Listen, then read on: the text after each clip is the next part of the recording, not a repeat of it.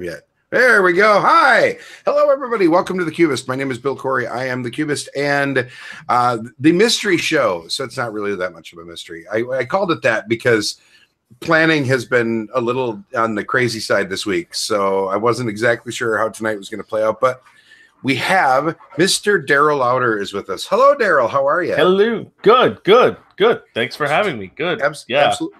For people that are Twitter folk, you will definitely know the name. What you might not know is that Daryl wears many, many hats, not just the stylish one on his head. Daryl, you're going to say this better than I am. I'm liable to fumble at least your job description. What are all the hats? Well, the main day-to-day life, job, and love is I work for Pan. I'm the marketing director for the company. Awesome. So I help manage the conventions that we attend, sponsorships, and plus the public vision of the company as marketing does. So, sure. But that is my day-to-day, wake up in the morning and hit the ground running on. On top of that, I do, I'm a game designer, specifically, mainly it's been for Greater Than Games / Dice Hate Me games. Sure. And I also am the director for the Unpublished Games Network, aka Unpub, which is a small nonprofit organization that helps aspiring designers and current designers get their next game published. Exactly. And the Unpub hat of the three of them is probably the one that we're going to pick your brain on the most tonight, because tonight we are going to talk all about playtesting and development. And this is something that is near and dear to my heart as somebody that once upon a time considered himself a potential game designer, and then about 2 years ago realized that I just didn't have the ego to pitch. Like it was one of those things where I kind of realized, yeah, this is not the realm. I would much rather just stare at a screen once a week on YouTube and talk about crap rather than actually try and make it, So this ends up being much easier. But anyway, my point is I attended a fair number of around here. We have a lot of Protospiel events. I was never actually able to make it to an Unpub. But Protospiel is the other version that exists more. I feel like that's more in the Midwest, right? Like Unpub, you tend to be more east. Yes, correct. Okay, yes, that is very correct. Yep. Okay. I have yet to been able to attend a Protospiel event because they're mainly in the West. Sure. So central to Western area. So I was just going to say, please continue to refer to Wisconsin as the West, because that makes it feel way more exotic than the nonsense we have here right now. But all right, come visit tropical Wisconsin. Yeah, no kidding, please. Well, and yeah, global warming isn't real, right? Like it's 50 degrees and foggy in February in Wisconsin. So it almost is tropical Wisconsin this week. It's very creepy. Anyway. Yeah. But let's get a little bit back on the rails here. Before we get into all that, let's start with our traditional first topic, which is a game, what we've been playing recently. Daryl, give me something that you have played that you feel passionate about. I'm just thinking of the latest game that I've played that I like to play a lot is Azul from Plan B. Yeah, so that game. We've talked about Azul on the show once or twice here. For those of you that have missed it before, Kimberly talked about it, I want to say, on episode 58. Yeah, 2 weeks ago, I think. She talked about it. So you can go back if you want to get the full rundown. But all right, so you've been playing a ton of it, huh? Yeah, I have. I'm surprised by the amount of play it gets, but also happy. It's one of those I'm not upset that when it comes out. Sure.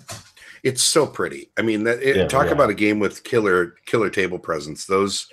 What is it, for the record? Okay, so this is one of those words that I think I have always been unsure how to pronounce. Is it bakelite or back?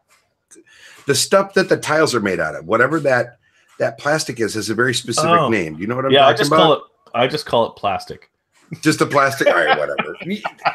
Damn it, Daryl. You know what I mean? I think it's called bakelite or something like that. My son swears that they're Starburst. So. Yeah, that too. Yeah, they definitely look like. I'm really surprised there isn't a gigantic "Hey, don't eat these" warning on the box. Yeah, they for sure look like that. But yeah, it's a gorgeous game. So I have a question for you. So this is the third time I think that Azul's been talked about on the show, which is awesome because I like it when we revisit topics over and over again. Have you played on the other side of the board. So if you haven't Yes. played the board, the player boards have both two sides, right? The one side, everything is sort of set. It's in a pattern that you will, and everybody does the same pattern. The other side is more sort of freeform, right? To a degree. To a degree. So you still cannot have the same color represented horizontally twice. Mm-hmm. So you still have to form the pattern. You can only use 5 of each color throughout the whole thing, but it kind of lets you play it how you want to. Right. Okay. So it's just less locked in than the other one is. The other one is right. in the this row is going to be this color in this column, etc. Okay. Correct. Got it. Correct. No, how much does that affect the gameplay? I actually so far have liked the printed set version side a little better. Really? Yeah, I have. It's just. May I ask why? I don't know why. I don't know why. Just because. Yeah, I think it's also because every time I've been playing it a lot lately, it's someone else teaching someone else. I'm teaching someone else. Yeah. So I'm bringing. Oh, let me teach you the magical mystery of Azul. Come on in. Sure. So. Yeah. Well, and then, there's something to be said for, I don't know. I'm sure we're going to talk about this more as we talk about playtesting. Sometimes, especially pundit media dorks like me, end up playing lots of new things, right? So we always have something else to talk about. Yeah. And that's all well and good, but it also means that we're also oftentimes either teaching or being taught this game, and you don't ever really get to play something for the 20th time, right? And really get it on lock. And so, but this sounds like something that's been breaking that mold a little bit for you. How many plays do you think you have of it at this point? I'd say probably around 50. And I got it at Essen, so that would be the end of October. Sure. I'm sorry. You lagged out on my end. Wisconsin internet sucks. 15? About 15. Okay, 15. That's pretty good. It's like a half hour, 45-minute game, so that's not inconsequential. No. Very cool. All right. So on the Cubist scale, is it a buy it, play it, forget it, or burn it? I think it's a buy it. Yeah. I think that's been sort of the general consensus from everybody that I've talked to. There's a rumor that they're going to come out with a Azul Giant version, and there's been pictures of it and such online. And if that's the case, my wife was already like, buy it. As soon as you see that, grab it. I'm like, it happens. Don't have to tell me twice. Sure. How giant are we talking here? The player boards are neoprene, and the tiles go from like 1-inch tiles to 2-inch tiles. Okay. So I'd say everything's double sized. Sure. So okay. But it's in a wooden case and the whole thing. I'm like, I want it. Oh, that'd be all right. Yeah. See, this game feels already to me a little on the deluxe side anyway, just because of the quality of those tiles, right? Like it's such high production value straight out the gate that I definitely. But even deluxer. I can't say that Deluxify. That's the wrong company. I'm trying to find the pictures again. That's cool. Well, I'm sure they're probably up on the BGG page. So yeah, I'm guessing. All right, very cool.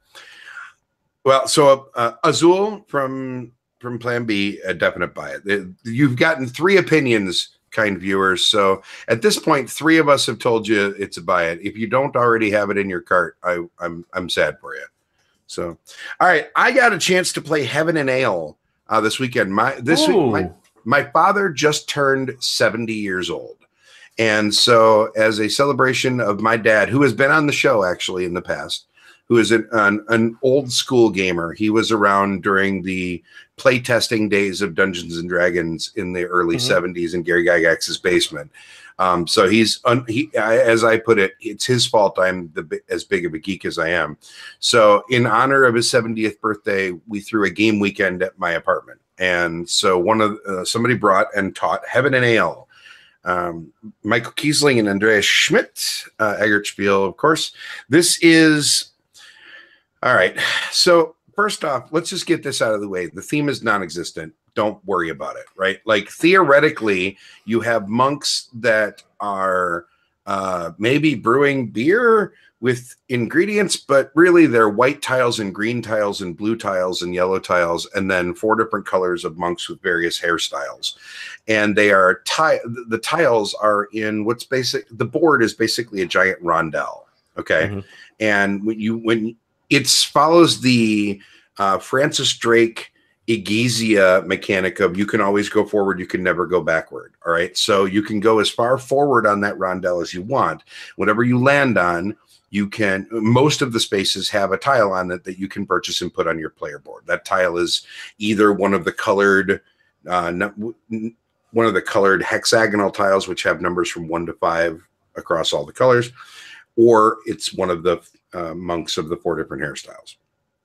And where you buy it from, the number on the tile tells you how much the base price is worth if it's a colored tile. And if it's a monk, the space tells you how much it's worth. And that cost is either as printed or doubled based on which half of your board you put it on. Your player board has a sunny side and a shadow, dark, dim, I don't know, whatever. The light and the dark side of your board. And if you play it on the light side, you have to pay double the cost. So if the tile has a 5 on it, it would cost you $10 if you put it on the light side of your board, $5 if you put it on the dark side.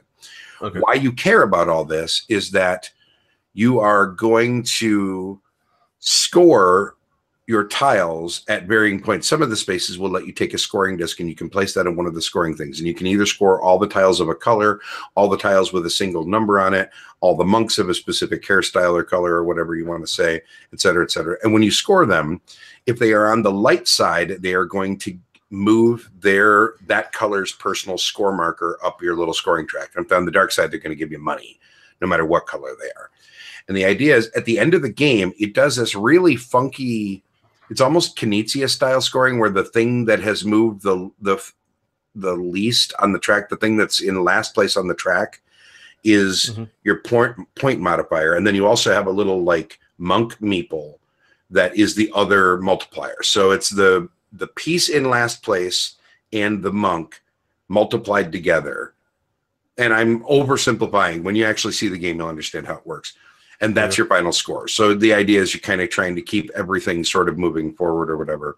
But the scoring is really janky. And you're going to have to actually read the rule book because I'm only kind of doing I'm really giving you a very, very shallow view of it here. It's real good, but it's real hard on your brain. There are going to be a lot of chances for you to overthink things in this game. And I don't just mean from an analysis paralysis thing. I mean, because what you do is easy. You pick up your meeple and you move it to another space that has a thing that looks kind of groovy. You grab it, you slap it on your board, and away you go. But figuring out when you want to activate those scoring things is real hard. And because you can't ever go backwards, if you walked past the scoring thing, now you have to wait to loop around to get to it again. And each one of those can only be taken once per turn of the game. So there's only an X number of limited chances to score at all game. And there's a lot going on, but it's one of the most unique games I can recall playing in recent memory. It doesn't feel like anything. Even though I referred to it, the Francis Drake Egizia bit, that's the only thing in this game that is even remotely familiar.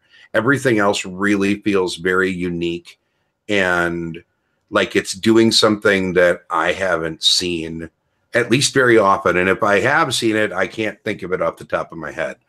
The production value is fine. It is a good quality, pretty typical Euro printing. You know what I mean? Like it's not Azul with big, fancy, awesome plastic tile things or whatever. It's good. There's not, the art's fine. I don't think it's anything to write home to mom about, but it's also very serviceable. It meets my criteria of function over form, which is good. As long as I would rather be able to play the game efficiently than have pretty art. So, and it does a great job. It's fine. It's good looking. It's a good game. BGG rates it a 3.18 on their weight scale out of 5. I think that's a little. I'd probably put it at more like a 3.5. It's not epic in length, but it's epic in thought because there's a lot of decisions to make. There's also like where you're going to put the tiles on your board. So there's a spatial element. There's a lot to think about. And I only played it once. So I'm in full disclosure. This is a first impression at best. And I got clubbed like a baby seal in that game. So I played terribly. It was real bad. So I did not do well at all, but it was a lot of fun. I think I really want to play it again. So I'm going to revisit this one probably in a few weeks because I'm sure this is going to get to the table a time or two more. Two of the guys in my regular game groups both have copies and are looking to get it to the table as much as they can. So I'm sure I'll play it more. Right now, I'm going to call it a buy it because I think it's, in general, anybody that's going to watch the Cubist is already the target demographic for a Euro game like this. Matt, in the chat, where would I put this in my best beer themed games? I don't know. I don't have a lot of beer themed games. Customer, yeah, it's fine. The theme is so non-existent, Matt. I mean, yes, there are theoretically barrels in the game. That's the closest you ever get to beer, right? Like there are little scoring tiles are shaped like barrels. So that's it. You're basically making Bud Light. Yeah, yeah. Not even. Beer and name only. Coors, yes. It's the Coors, the board game. Yeah, no. It's good, but the theme is useless. Like it's just not there. It doesn't matter. It works. Just there's no beer like on this game. It's not that.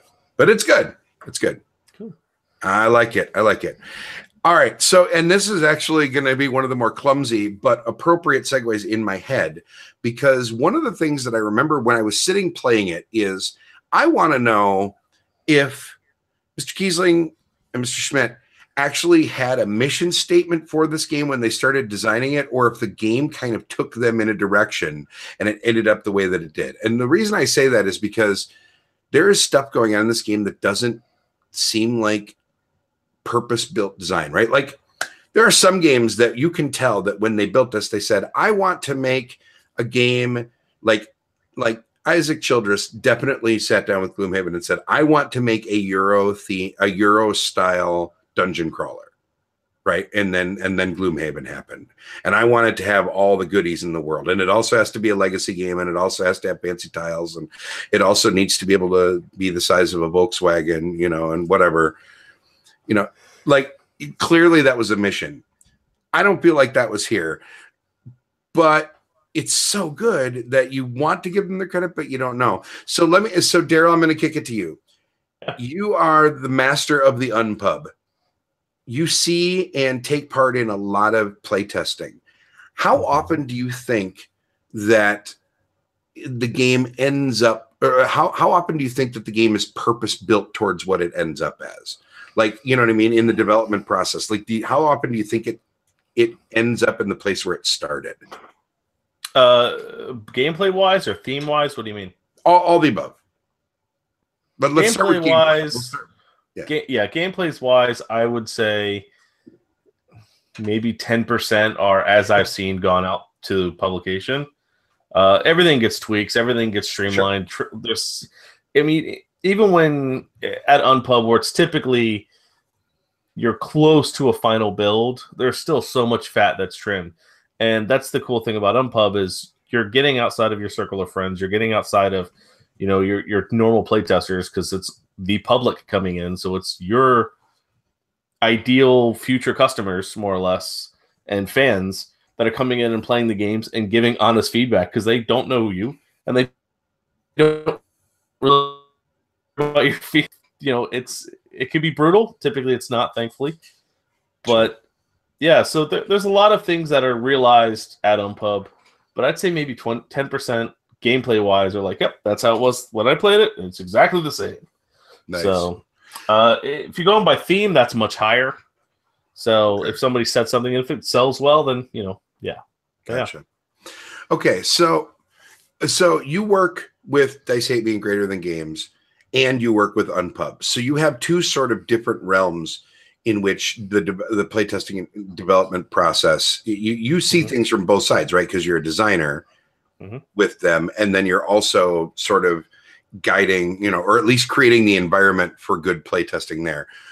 What would walk me through with your designer hat on for a hot second, Harry, and we'll get back to the playtesters in a second. Walk me through how the playtesting and development process feels for a designer, because we talked with Gil Hova last week about this, and I called him a hippie and told him to put some shoes on about the game takes me where it will or whatever. I want to know how you feel about this too. So as a designer, how do you feel about the playtesting and development process? Like, how does it flow for you? The game takes me where it will. I know, right? I'm telling you. I told him it was hippie nonsense, and I could smell the patchouli through the internet. So yeah, it was such a Gil answer. Right, for sure is. When it comes to me, I start and I try to finish to where it's a game I want to play. If I have to, if it's published, then it's a game I'm going to have to play because I'm going to have to do demos of it. I'm going to have to talk about it. Yep. And I don't want, oh God, this one again. I don't want that. Typically, we play my games at the house quite a bit. We still do once they're published. And yeah, I don't. So mine, the theme is always first for me. Okay. I'm not one to think of, this mechanic would be awesome. I think of a theme and then build and work mechanics in that fit the theme. So theme is first for me on everything. Okay. Is that answer? yeah, for sure. So let me see if I understand this correctly. You have a theme. You have a theme that you want to design a game around. The game starts to take shape. It fits into that theme. You play it. You think this is fun, or maybe this is not fun. Like, how unfun does something have to be before when it gets to the garbage can, right? Because there have to be. Like, okay, let me ask this other question first. I'm sorry. Sure.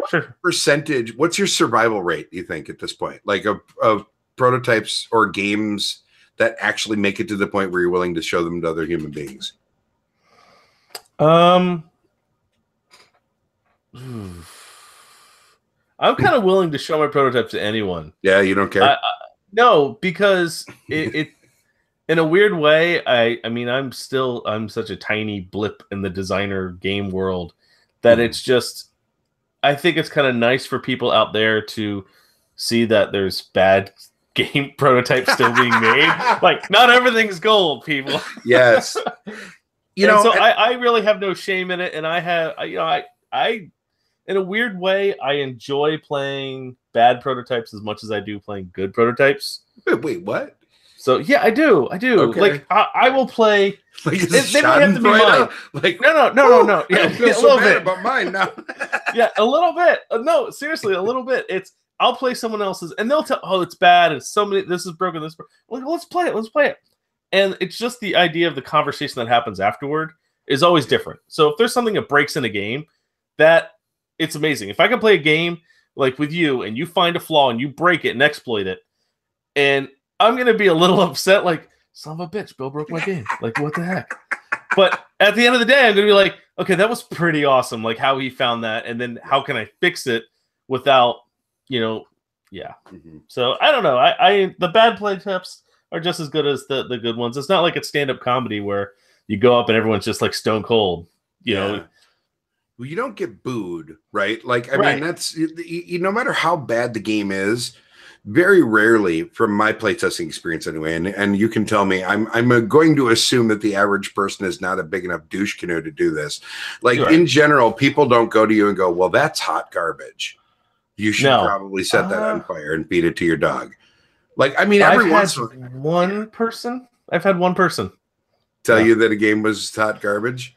Yeah, they were trying to fix it and give feedback and such, and it was Fate of the Elder Gods, so it was already out. And so we're playing it at Origins, and he's like, there's so many changes you have to do this before publication. It just seems flawed. And I just was like, what?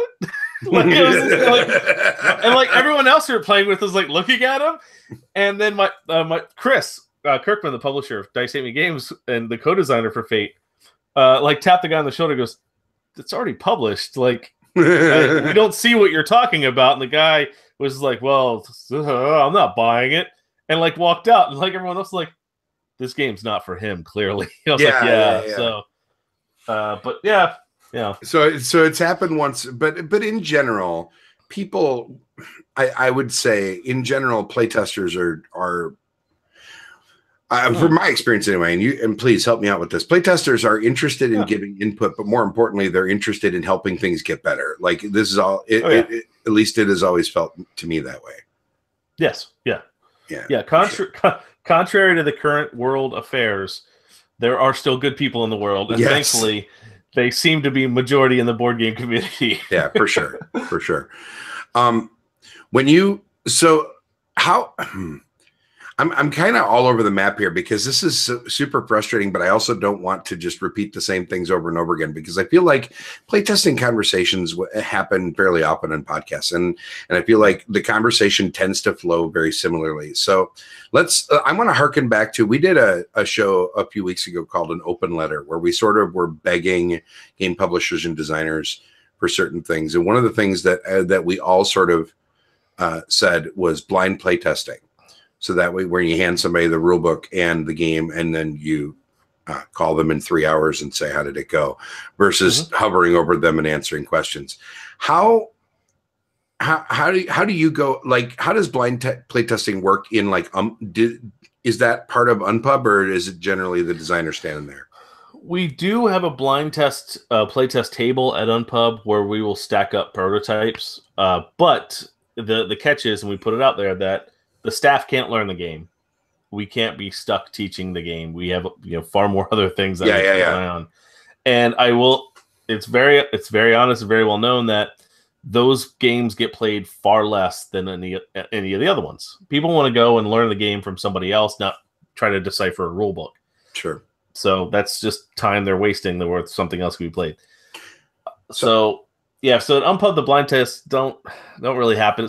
I may bring a game, say, sure, because Matt said TC, so I'll say TC. So if TC couldn't make Unpub for some reason and said, hey, can you play test this for me? Sure, I will take it to Unpub or a convention, not Unpub. Sure. But I'd take it to a convention and be like, a friend of mine designed this, let's play it. Eric Lang has told me that he's done that with some of his earlier prototypes where it'll be his, but he tells the people playtesting that it's somebody else's, and he's playtesting. He finds that the feedback tends to be more on the blind playtester side of things because there's no courtesy there at that point. Right. Like there's no, oh, well, you're right here looking at me, so I'm going to tell you, I'm going to spin everything to seem positive. It's just, oh, no, this doesn't work. This doesn't work. Like it's very cut and dry. So Sure. Yeah. So how do you get playtesters to give you feedback that is actionable? So you're talking about when playtesters, might want to spin things and make things pleasant or whatever. How do you make sure that the feedback that you get is like, what is useful feedback? I guess that's a better way for me to ask this. Like, what kind of feedback are you looking for from a playtest?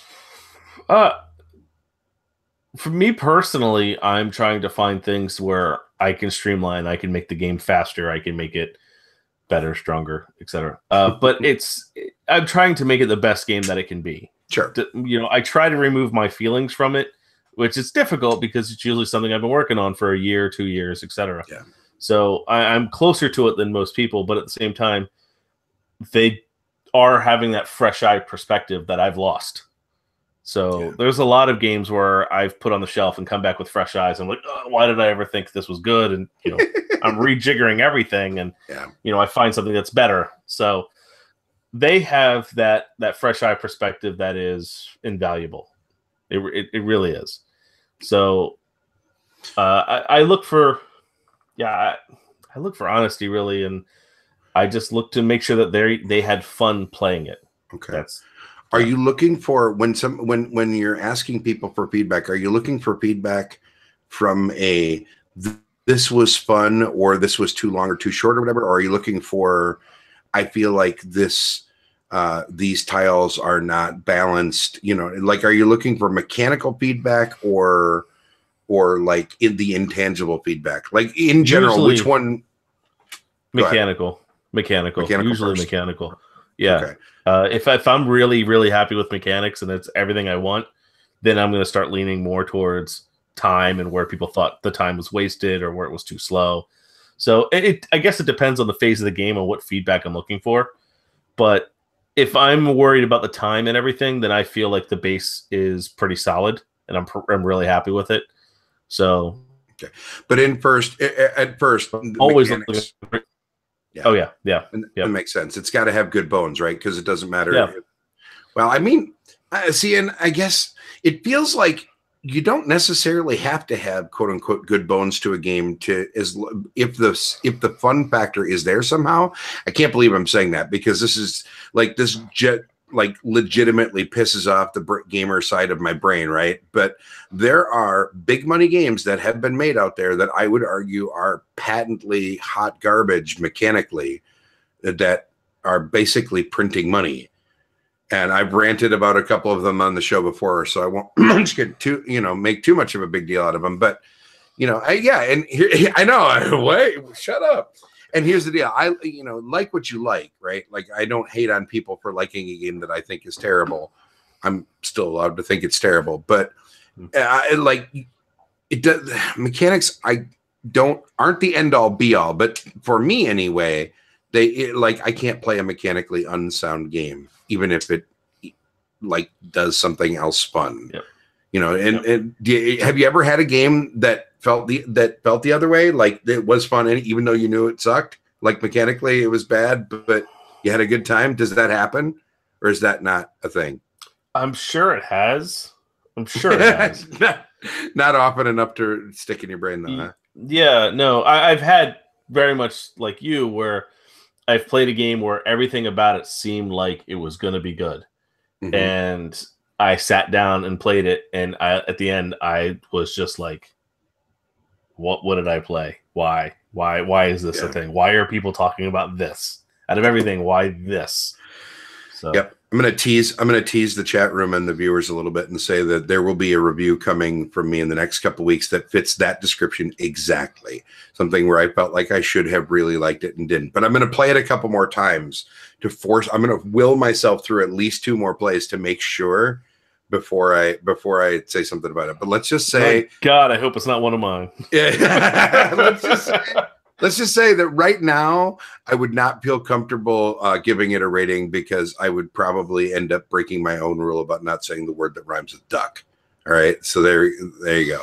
Yeah. All right. So in the chat, Matt wanted to know, Daryl, do you allow or like to video record blind test groups if they're willing participants? Well, I mean, if they're not willing participants, that's just creepy, Matt. You don't video. Like, cool. Do you have spy cams that you put in? We're just gonna put these teddy bears around the room. Just ignore them. Yeah. Is video blind testing a thing? I've never done that. Honestly, never done it. Never thought of it. Not until this moment. No, it's a pretty good idea. Unpub. The next Unpub in Baltimore is going to have cameras everywhere. What? Yeah. What? Shut up. Nothing to see here. It's fine. Everything's fine. No, that's not a bad idea. We are revamping the Unpub website, and it is going to allow playtesters to register on the site, so cool. Playtesters can keep track of feedback, and we can rank playtesters based on the feedback they give and stuff. So this would actually be really something that this would be pretty cool to add in as a potential something on the back end. I like it. Matt, if you want to send contact information, we can pass it along so you can get your royalty checks once they implement your. We'll call it the friends theory. There you go. No, it's a good idea though. And by the way, Chad, screw you. No, it's not Eclipse that I'm talking about. You're a terrible person. All right. So, I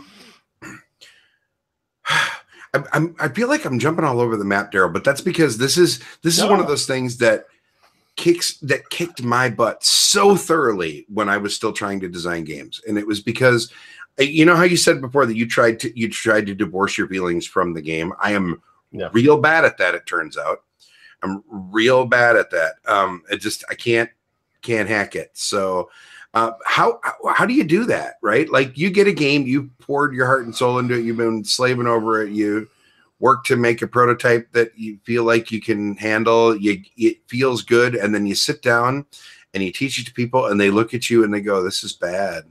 Like, how do you get past that, or at least the fear about it? Support from friends, family, alcohol, beer. I knew you were going to say that. I knew that alcohol was going to be in there somewhere. No, I agree. It's the feelings thing. It's if someone trashes it, like my games have bad reviews. Big deal. Games get bad reviews. They're going to happen. Mm-hmm. There's people that just give ones just for this, just the hell of it. They woke up, drink their coffee. I'm giving that a 1 today. Yep. Never played it. Hasn't been out yet, etc. So I guess that helps. Like when your game's on Kickstarter and it's getting 1s on BGG, and you're just like, what the whatever. Like whatever. Like it is what it is. So when people give bad feedback to a game, you can pretty much tell by the tone of their feedback whether it's something to take seriously or not. If someone's just incredibly insultingly pessimistic about it, yeah, I'm going to get pissed off, and I'm going to be pissed off because they're a rude douche, not because they didn't like the game. If they're pessimistic about it, but in a creative way, I'm going to be upset maybe that a mechanic broke, or there's something in it. I really didn't want to cut this, but and I'll be more mad because I may have to start examining cutting like a favorite part of the game out.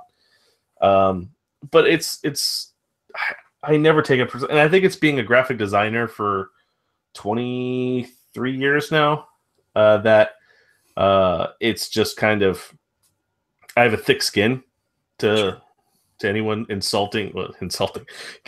giving feedback to work. So designing games very much is someone's designing games, and being a designer is very much the monkey sitting on your shoulder going, what are you doing? Don't do that. What are you doing? What's that? No, don't put that there. Like it's constant. It's constant. Yeah, so it really is. I absolutely agree. Matt says you have to send part of the check to Rob Dabio because it was apparently his idea. I would, but he's not coming to Unpub this year, so no. I won't. Right. No, Matt will be there, so I'll give it to Matt Leacock. If you want, you can send it to me, and I'll just wait until I see him, which may never happen. But that'll make me feel better. All right, no, I admire your thick skin because I think for me, because I'm like you. Back in my days of wanting to design, it was always the theme first, right? And I was like, okay, this is I think an idea that I feel like needs to exist somewhere, and I pour myself into it, lose sleep for a good long while, put together a thing that I feel like looks really fun and awesome. Solo play it a few times, everything works great, and then I got it in front of people, and they were like, "You get that? You get the quiet eyebrow, right?" Or at least I did, and I was like, "Oh, what do you mean? No, oh." And and I never got that thick skin, and it's so I admire the hell out of you for that because that's a tough thing. There's the was it Eric Lang told me one of the best things for playtest advice is don't playtest the game with your playtesters. Just watch you shouldn't them. Play. Yeah. Just watch them. Like don't talk, don't bring up stuff unless they ask for your help, but just watch their reaction constantly. And Scott Morris told me pretty much if you're playtesting a game and someone grabs their phone and starts he's like, something's wrong. Something's wrong in your game if someone's picking up their phone because your game has just lost them. So I was like, oh wow, okay. Nice. So, yeah. I think as we get farther down the smartphone rabbit hole, I feel like that's just going to become worse and worse though. But that should just be cranky old man Bill. Get off my lawn, guy. My wife, when we play Ticket to Ride, it's my wife's favorite game. We'll play Ticket to Ride. She'll also play Ticket to Ride on her iPhone, and she will still win both. Oh, and so I can't complain. Yeah, I want to, but I can't. Well, that's when you tell her, look, you have to maybe that'll throw her up her mojo. Like you're just playing this one because maybe then I'll have a chance. You'll get bored and you'll start screwing up. I don't know. Yeah, that's possible. I get you. That's interesting though. The idea of that's a clear marker. I never really thought about that. I always thought that when I've seen playtesters in the past, it's hard to judge what a good playtester looks and sounds like, or at least it is for me, right? Because Right. all of us gamers feel like we're smart, right? Like that's a thing that most of us have been holding on to for a long time as part of our particular, ego is we're smart people, or at least we think we are. And so we all talk like we're real smart, especially when you get around a table. Have you ever noticed that your language changes when you go to a convention? Does that happen to you, or is it just me? It might just be me. I feel like I use bigger words when I'm around gamers than I do just in my day-to-day. I think my language cleans up a bit. Well, that's probably true, yeah. Yeah, just because the whole, got to put the professional front on. Sure. But yeah, typically when I'm gaming here, I cuss like a sailor. Yeah, me too. Me too. The words that rhyme with duck rule on this show is mostly there for me. That's really there for me. That's not for anybody else. It's because I'm the one. The only person to have broken the rules so far is Kimberly, though. I'm just throwing that out there. Really? Yeah. She's the one. It was really funny. But anyway, yeah. So it's that, like, we all feel like we're smart, right? And so when you get a playtester and they start talking and they sound real smart, and you have to kind of remind yourself, or at least this was my theory, and I would love to hear this. How often do you have to act on it, right? Like no matter how smart they sound and how much they can back up the thing that they say, not everything is actionable, right? Like not every piece of feedback needs to be instantly implemented, because that's the worst. I don't know. What do you think about this? Like how do you decide which, like what tells you that what somebody said is a thing that needs to happen versus something that's just sort of spitballing? If it gets you thinking, like if I could read through feedback forms and whatever, and then that's interesting, whatever, and then I like go back, or like a day or two later, like I'm like reminded of that. I'm like, and then typically if it's something that I read and I know about from the feedback form that I can easily implement on the next play test, well, then I might as well just go ahead and try it. If it's some simultaneous turns this time, as opposed to you take a turn, you take a turn, you take a turn. That's an interesting thing. Let's see if it works. So something that just seems interesting. Okay. Yeah. So it's like if it sticks in your craw a little bit, right? Like it's there and it's a thing that you can't help but think about some more. Yep. If you wake up in the morning and it's on your mind, you should try it. Gotcha. So in the chat, they talked about how done is a new design before it's signed. How done do you work up new designs before signing something? Do you do full art? So I don't know if he's talking about prototyping here. Like how far down the rabbit hole do you get? I would say that's company by company too, isn't it? Yes, it is. It is.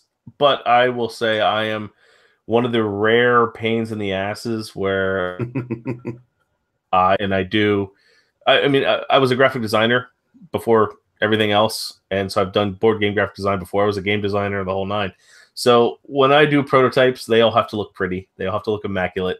I have icons. I do all the graphic design. The only thing I do not do is art. I'm not an illustrator. So I will usually just find something online to fill in spaces and, watermark, like not licensed art, and sure. I got in trouble once for a prototype by that. I'm not doing that again. Yeah. So that's about it. But with that said, I've also been incredibly lucky where my designs, when they're still really rough, Kirkman with Dice Hate Me / Greater Than Games is pretty much like, yep, I want it. Like, okay, well, then I don't have to worry about shopping this around. So I do have one that I have shopped around a bit, and this is going to a new publisher, but it'll hopefully be talked about more later this year. So, but that one was very much where it's the same thing. I just do the graphic design, make it look as pretty as possible. But to me, it's not the prettiness that matters. It's still the gameplay. But I just can't show something that I feel looks incomplete.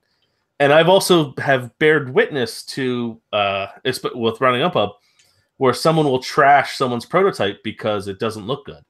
Oh, this doesn't make sense. And why is this icon black? It should be white. And like, those are okay comments, but this is a prototype. So nothing is set in stone, and you need to tone down things like that. So it's like, oh, my car should be yellow in this art. Like, really? So I would say, I mean, to me, that's one of those. I would almost take that as a compliment in a weird sort of way, because if that's the worst thing that they can think of, if that's the stuff that they're focusing on for feedback, then the rest of it's got to be pretty okay, right? Like if they've devolved down to little crap like that, it can't be terrible. Well, yeah, but this playtest specifically was stopping gameplay to just nitpick, and it just drug the game out. And then at the end, what was his first negative comment? The game just plays too long. And I was like, so I waited till everyone left the table, and then I talked to the designer. I was like, look, he talked half the time that the gameplay took, so ignore his comment about gameplay right now and all that. Maybe just ignore all of his comments, because he might be kind of a douche canoe. Just throwing that out. But who knows? Who knows? Yeah. Well, and so, but back to the art thing. You come from a graphic design background, so is that a personal preference for you that you want it to be that pretty, and or it's not like a thing for aspiring designers? Is that how important do you think that sort of? It's not. If your game's good enough, the look of it shouldn't matter. So it's just a thing that I do. I have the time. I have the skills. Thankfully, I have those. But other graphic designer friends of mine that are like Adam MacGyver and such in the industry, they do the exact same thing I do. So I know I'm not alone. I've had so many people yell at me for doing it. Oh, your prototypes take so long because you have to redo everything. And I'm like, yeah, well, I want it to look good. So when we did Fate of the Elder Gods, I scaled it back. I'm like, all right, I'm just going to do wireframes and black and white, and that's it. So I built up the first prototype, and I sent it to Richard Lanius. I said, Richard, here's our first build. Let's print it out and play it. He sent back. He's like, what is this shit? he's like, I thought you were a graphic designer. Like, he meant it like as lovingly as possible, but it was just like, he was like, this is what I did. And he like went all out on it. And I was like, oh, now I got to do it right. Yeah, Richard Lanius is sort of infamous for his prototypes looking like fully published, like deluxe, crazy ass games, though. So that's almost not fair, right? Like he will take game boxes, put all new art on it, and Podge it, so it looks like it's a finished, bought off the shelf game, and it's something to behold. But the man has a lot of free time. So. Exactly. I remember I was lucky enough to get to sit in on a playtest session with John Gilmore. For the expansion for Dead of Winter. And it was real early in the process. And I remember it was one of the things that I think stuck with me the most is the characters that he was working up were literally pieces of notebook paper that had been ripped off of a sheet with names written on them and just tucked into like standy bases. It was just like paper with a word on it. And he's like, here. Nice. And I said, really? And he's like, yeah, why would I spend a lot of money? His point was, why spend a lot of time on something like that? This serves the purpose and finds out whether the game works. I'm in is it going to work mode right now. And it kind of took me aback, because I am the worst of all worlds personally, right? Like I have no graphic design skill whatsoever, and also want it to look gorgeous. So I'm screwed, right? Like when my prototyping was never, I always would sit and obsess about how pretty it was, and then didn't have the tools to back it up. So I want to be like John, but also want to be like you, and I would struggle with that. And he was just like, yeah, there's no point, right? Like I would rather get the game first. So you looked like you were going to say something, and then you pointed. No, I was going to say, I get what he's coming from. Me, I would go let me just get me some colored meeples and just go with that. I'm very much of the feel of the game. Like the game has to feel good in your hands to but I that doesn't surprise me that John did that. That's pretty funny. That's pretty cool. So and that's the thing, right? Like this is one of those, as I termed it last week, a hippy dippy crap comment that I'm going to make here, but there's a part of this that really plays to, you have to do your own, you have to kind of do what works for you too, right? Like you can't sit there, if you're not a graphic designer, learning graphic design in order to make a prototype before you take it to an unpub or a protospiel or whatever is probably not the right path. Would you say like how? Like I mean, is the playtesting process still successful with ugly prototypes and with pretty prototypes? Is there a difference? Do you feel like is it work worth putting in? Hi. Probably not. Okay. Probably not. It's not okay. Probably not. But it's my sanity. It's my, I don't know. At this point, it's become like a trademark thing for me. Sure. That I'm just like, I have to do it. Like, what can I do on this playtest or this prototype build that would outdo the other prototype builds, just to get like, my wife to go, really? You spent time on this? And like, yes, I did. Yes, I did. Gotcha. Right. So it's your personal preference, but it worked. Like it feels like, and like I said, it feels hippie, but it's more about the game, right? Like whatever steps you have to take to get the game to be as good as it can be. I don't know. I feel like I'm stumbling, but you know what I mean? You know what I mean here, right? Like everybody's going to have their own path here. Some people are going to make gorgeous, some people are going to Richard Launius it up and, and make a custom box for it. And some people are going to stick names on pieces of paper and standees and slap them on the board. Yeah. John's games you don't have to be John Gilmore for that to work in a playtest situation. Right. I mean, it doesn't hurt John, but if your game is good enough, people are going to see past all of that. They're going to see through all of that, and they're going to see it for the game that you're presenting. So, and the art is just, honestly, if they fall in love with the game and don't mention that it's pieces of folded notebook paper, then your job's easy at that point. Yeah, exactly. So, for sure. Hey, let's talk briefly about playtesting expansions. So this is something that I am really curious about. I feel like the idea of playtesting an expansion would feel like almost a different process. In your experience, is it a similar, like the playtesting process? How does it feel different? Does it work differently from your experience? Yes, I find expansions a little bit easier. I already know the world. I already know that playground. I know what I can do with it. And I typically try to find something in the game that hasn't been messed with. So, like for Compounded, for instance, the safest thing in the entire game was the bag of elements. So I'm like, all right, well, I'm going to screw with the bag of elements. Like, what can I do with the bag of elements? And so that's why we thought about putting plutonium and uranium and putting radiation within the bag. So if you pull that, it hurts everybody.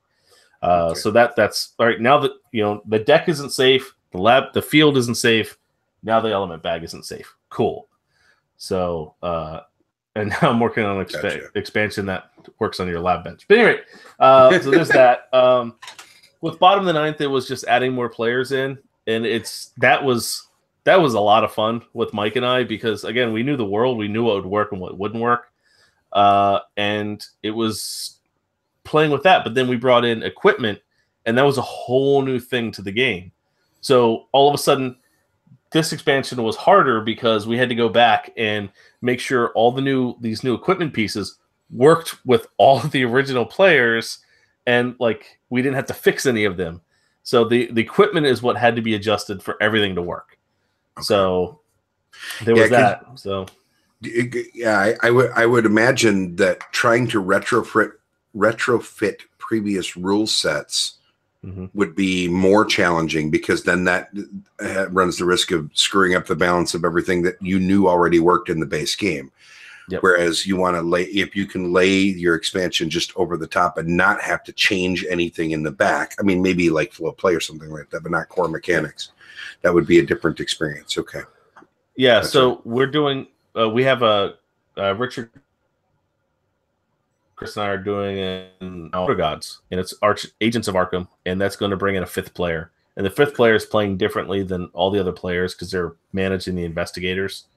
So that is very much a balancing act of retconning. Like, what can we fix? What can't we fix? We can't change the location abilities because we printed them on the board. Yeah. With the base game. So what can we do? How can we fix this? And it's been challenging, but actually it's been a lot of fun. So that's cool. Yep. That's cool. All right. So Well, I want to change gears one last time. What made you want to run Unpub? Like, obviously, the playtesting process is something you feel kind of a big deal about, but there is a difference between I feel passionate about playtesting and I want to run basically a convention all about playtesting. That's a whole new level. How did you get from one to the other? Because that feels like a big step. I woke up one morning. I'm a sadist, and no.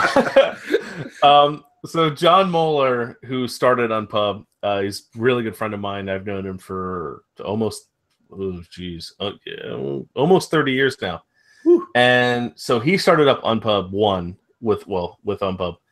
And I was kind of his right hand to help him out. I was the graphic designer, so I came over the logo and was doing all this stuff. And so he started it in Dover, Delaware, in a church gathering hall thing. And I actually felt so bad about it that I designed a game. It was my first game. And that was actually compounded. But I designed it for Unpub to just, look, at least you'll have one designer showing up. Yay! So we had 12 designers there.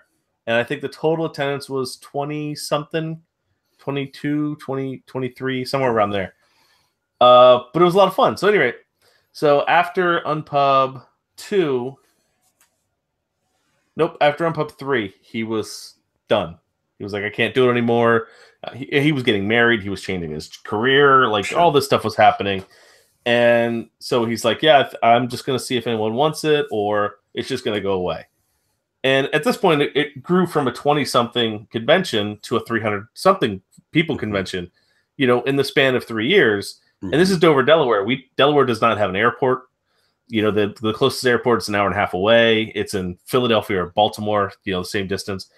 And so the hotel was 20 minutes from the venue. Like, it was just the worst place to have a convention. And so I was like, dude, you can't stop it. I'll take it. And he's like, really, you? And I was like, well, I've been helping you every step of the way. Why not me? Like, if you want to find someone else, fine. I'm not going to help them, though. Like, but give it to me. And so you threatened him, man. Look, more or less, you either give it to me or you're screwed. I was a little pissed off because I thought he was very much going, throwing his hands up and walking. Right. And so I'm like, look, if you don't care about the organization, then give it to somebody else. I won't care then either. Sure. I said, but I've helped you. I've seen how happy this makes you. Let me take it. For sure. And so I did. And so I took it over for Unpub 4. And that was a high pressure thing because I had to make sure everything was right. I mean, it was the changeover. It was public. What's going to happen without John? Blah, blah, blah. So I had to make sure my imprint was on it and very large. And then from Unpub 5, I moved it from the high school cafeteria. I moved it to the Baltimore Convention Center. Ooh, all right. Yeah. So now you're a real boy. So 5, 6, and 7 were at the Baltimore Convention Center. And now 8, we're taking it away from the convention center. And we're doing like the BGG Con where we have a whole hotel. Nice. So now we don't have to stop anything. It's like, hey, we're starting this a Friday, and we have to be done at 7 o'clock on Sunday. Whatever happens between those times, whatever. Like, nice. So, yeah. So nice. What's your attendance like now? I mean, we're estimating. Yeah, we're estimating about 3,000. Last year we had 2,100. Holy crap! Yeah. I don't think I realized it was that big. Nice. Oh, yeah. It's a big show. It's a big deal. It's bigger than BG. Oh, I know it was a big deal. Yeah. But, there's a difference between a big deal. Like, I mean, as somebody that's never been able to attend, you're half a country away. I knew how big of a deal it was, but I didn't realize you're bigger than BGG Con, at least at the moment. Yeah. At the moment. Yeah. Till next year. Theoretically. Well, we'll see. Yeah. We'll see. That's awesome. Well, congratulations, dude. I love it's always good to see good people succeed. And I'm not going to lie. If I could figure out a way to make an East Coast trip, this would be a fun thing to do, especially just as a playtester. Like, I think my poor little fragile ego doesn't need the beating up, but very cool. So speaking of this next one in this hotel, when would it be? It is the weekend of March 23rd. So 23rd, 24th, 25th in Baltimore, Maryland at the Delta Hotels, Baltimore, or Hunt Valley Inn Delta Hotel. Okay. It's that combination of words. Close enough. I knew what you meant. You can go to unpub.net. All the information's there, there we go. On the event. So we do not have designer tables. Those sold out within 2 hours of them going up on sale. Sure. But we still do have playtester passes, VIP playtester passes and stuff. So regardless, it is absolutely free for playtesters to come in and hang out and play. So our VIP guest is Matt Leacock. We have Matt coming in. Then we have some past VIPs that like just to come back because they enjoy the convention, which to me, that is the sign that everything's working. So, they come back on their own dime. I'm like, yeah, we're doing something right. Even better. So that's unpub.net. Yes, sir. Gotcha. And if people wanted to find out more about you personally, Daryl, where would you send them? They can call me. My phone number. No. Oh, yes. We haven't had, 60 episodes in, nobody's doxed themselves yet. This would be a good start. I like it. This is good. They can reach out to me on Twitter. I'm at Get Louder. Puns for days. Yeah. Very good. Very good. Nice. All right. Well, for the record, Daryl, thank you so much for coming on the show. I know that this was all, we kind of slapped things together, hence the mystery show in the beginning there, but it all worked out, and I'm really glad you were here. You're one of those guys that I have, I'm a little bit of a fanboy on Twitter, right? I pay attention to a lot of things, and it's always good to finally meet and hang out with awesome people in our weird little pond that we all hang out in. So thanks so much for being part of it. Thanks for having me.